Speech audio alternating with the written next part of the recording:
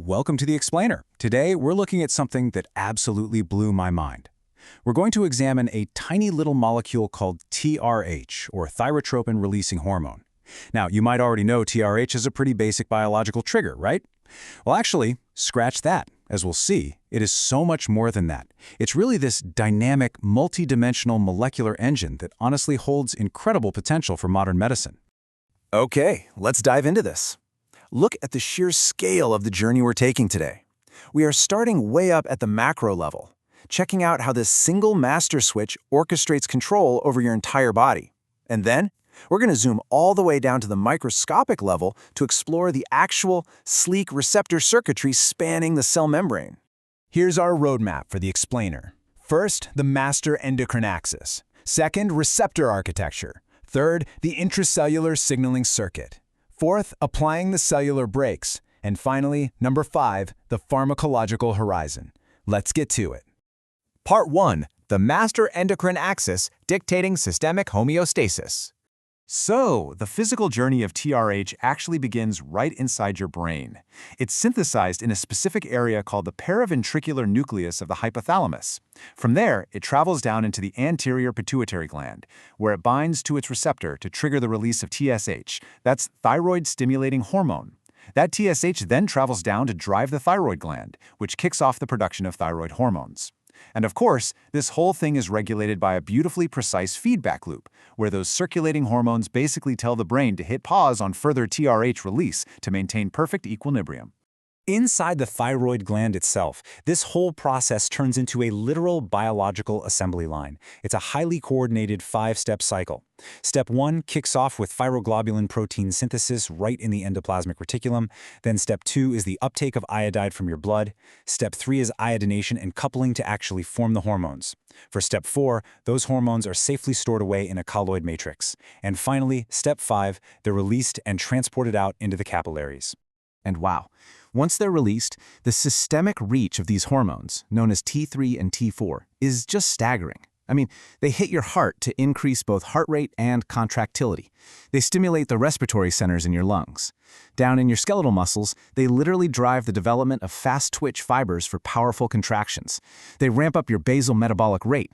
Basically, if you've ever wondered what controls your baseline energy on a day-to-day basis, this is it. Oh, and in early life, they are absolutely crucial for central nervous system maturation.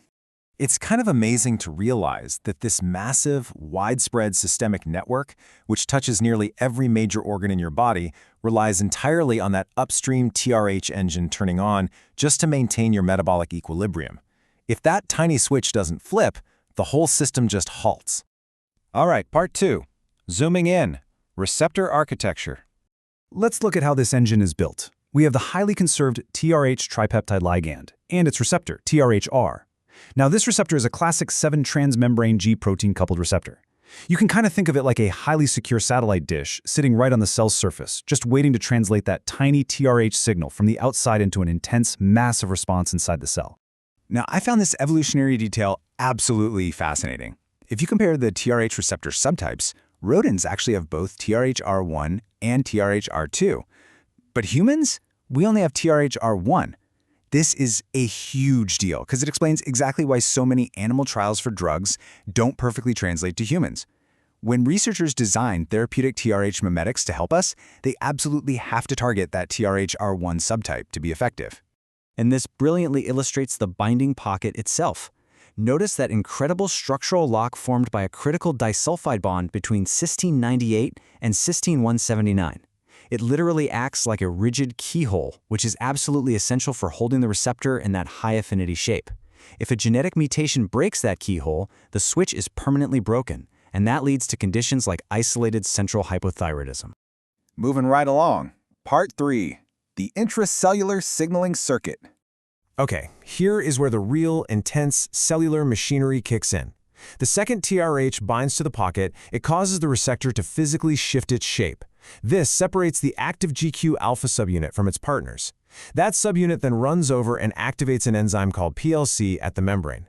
PLC basically acts like a pair of molecular scissors, right? It cleaves a lipid called PIP2 into 2 really potent secondary messengers, IP3, which is soluble and floats away, and DAG, which stays bound to the membrane.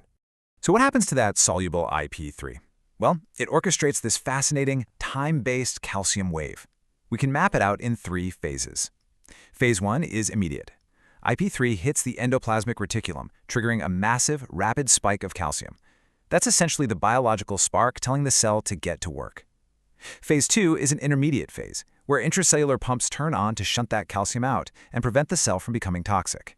And finally, Phase 3 is a prolonged, sustained influx of calcium coming from outside the cell just to keep that signaling response alive and stable.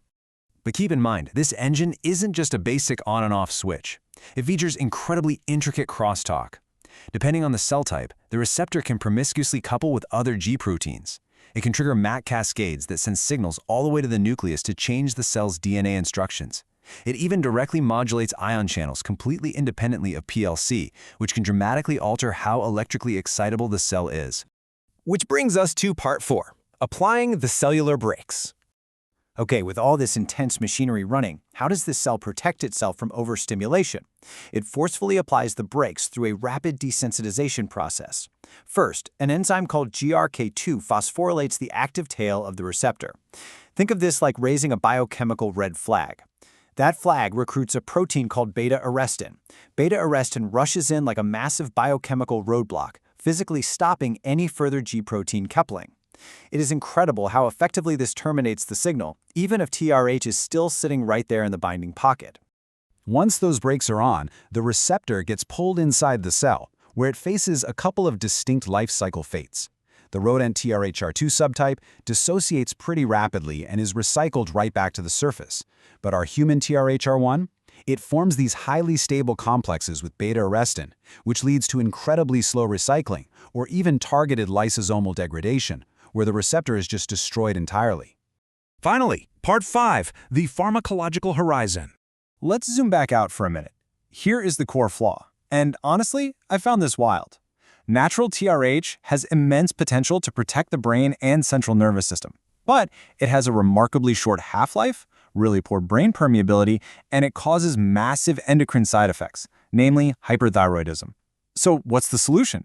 Scientists are actually engineering synthetic TRH mimetics to target devastating diseases like ALS, Parkinson's, and spinal cord injuries. The goal is to restore cellular bioenergetics without triggering all those unwanted thyroid side effects. To fully grasp how these groundbreaking new drugs work, we need to understand a concept called biased agonism. Imagine forcing a skeleton key into a lock. Biased agonism is when different ligands lock the exact same receptor into distinctly different active 3D conformations. By changing the receptor's physical shape just a tiny bit, it structurally forces the receptor to favor entirely different intracellular pathways. So the crucial point is how this applies to a synthetic mimetic like taltyrolin. While native TRH drives a very balanced signaling pathway, taltyrolin acts as a biased superagonist. It induces unique structural changes that literally tighten the receptor's binding pocket. This bias forces the receptor to rely heavily on beta-arrestin to orchestrate entirely unique signaling pathways like Wnt and Hippo. These pathways aggressively activate neuroprotection while totally ignoring the native TRH side effect paths. It's a real game changer. Let's synthesize our whole journey today. We started with the macrophysiological axis, seeing TRH as the absolute master regulator of metabolism. We then dove deep into the biochemistry, discovering the receptor isn't just a simple switch, but a dynamic, multi-state engine. And that culminated in this pharmacological miracle. By exploiting biased agonism, modern medicine can completely decouple TRH's systemic endocrine side effects from its incredibly powerful, targeted neuroprotective capabilities. I want to leave you with this provocative thought. If we can engineer molecules to selectively decouple and steer a single receptor's destiny, essentially turning a basic metabolic switch into a targeted shield for devastating diseases like ALS and Parkinson's, which other incurable diseases are just waiting for us to find the exact right molecular switch? Thank you so much for joining me on this explainer. Keep learning and keep looking closely.